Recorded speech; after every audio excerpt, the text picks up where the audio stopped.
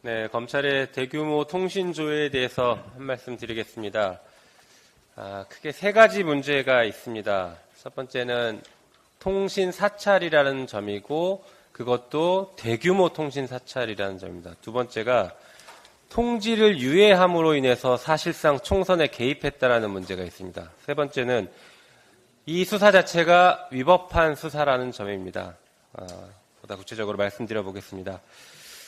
이번에 최소 3천여 명에서 그 이상일 수도 있다라고 하는 대규모 통신 조회가 있었는데 이것은 윤석열식 블랙리스트라고 할 것입니다. 언론계와 정치계에 대한 블랙리스트를 완성한 것으로 볼 수 있습니다.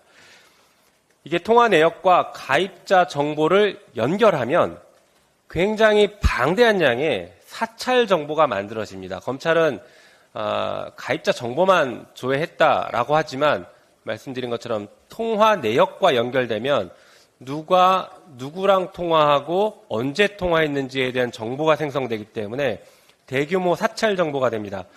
한편 통지를 받은 사람들은 3천여 명 이상이라고 지금 추정되고 있지만 그 수많은 사람들은 통지를 받는 순간 불편하거나 혹은 공포심을 느끼게 됩니다.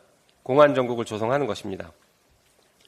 전기통신사업법 제83조 2에 따르면 검사는 통신 이용자 정보를 제공받은 날로부터 30일 이내에 통지하여야 한다라고 되어 있습니다. 2024년 1월 4일 또는 5일에 통신 조회를 했다라고 하면 2월 초에는 통지가 됐어야 합니다. 그럼에도 불구하고 검찰은 최근에서야 당사자들에게 통지를 했습니다.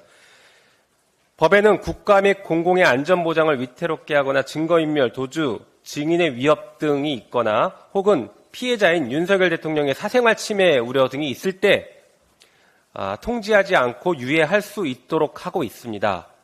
그런데 이런 사안들이 없이 두 차례나 유예를 했다라는 것은 검찰이 지난 4월 10일 총선에서 윤석열 정부에게 불리한 정치 환경 조성을 피하기 위해서 매우 정치적인 판단을 해서 유예한 것이라고밖에 볼 수 없습니다. 윤석열 정부와 정치검찰이 명백하게 정치행위를 한 것입니다.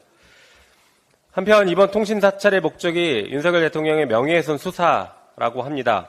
개정된 검찰청법에 따라서 검찰은 명예훼손죄에 대한 직접 수사권이 없습니다. 그럼에도 통신 사찰을 주도한 강백신 검사는 윤석열 대통령의 명예를 지키기 위해 언론사뿐만 아니라 기자들 자택까지 압수수색을 강행하는 등의 권한을 남용해 온 것입니다. 국회는 대규모 통신 사찰로 공안정국을 조성하고 총선에 개입한 정치검찰 강백신 검사에 대한 탄핵소추안을 조속히 처리할 수 있도록 법적 절차를 밟아 나갈 것입니다. 그리고 청문회를 통해서 그에 대한 책임을 강력하게 물을 예정입니다.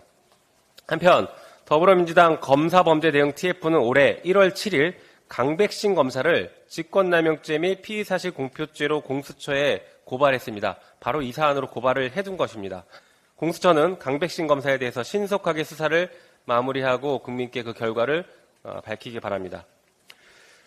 독일 베를린에 설치된 평화의 소녀상이 철거 위기에 놓여 있습니다. 이런 상황에서 독일 베를린 시장이 일본 정부와의 갈등을 우려해서 위안부 교육 프로그램 지원금까지 중단하기 위한 압박을 가한 것으로 최근 확인이 됐습니다. 교육 프로그램 지원금은 코리아 협의회가 2021년부터 꾸준히 받아왔음에도 불구하고 베를린 시장과 일본 외무상이 만난 올해 갑자기 선정이 안 된 것입니다. 윤석열 정부는 이에 대해서 일본 정부에 항의조차 못하고 있습니다. 이뿐만 아니라 후쿠시마 원전오염수 해양 투기에 대해서도 사실상 동의했고 사도광산 유네스코 등재 조선인 강제동원 표현 삭제도 동의를 했습니다. 또한 한미일 안보협력 프레임워크 협력 각서에도 서명하는 등 윤석열 정부는 유독 일본 정부 앞에만 서면 작아지고 있습니다. 한국에서는 거부권을 남발하더니 일본에는 찬성권을 남발하고 있습니다. 윤석열 대통령의 신념인지 묻고 싶습니다. 윤석열 정부는 식민 지배를 정당화하는 반역사적이고 반헌법적인 사태가 벌어지고 있다고 분노하고 있는 광복회의 질타를 새겨 듣고 우리 역사를 지키기 위한 최소한의 노력이라도 하기 바랍니다. 이상입니다.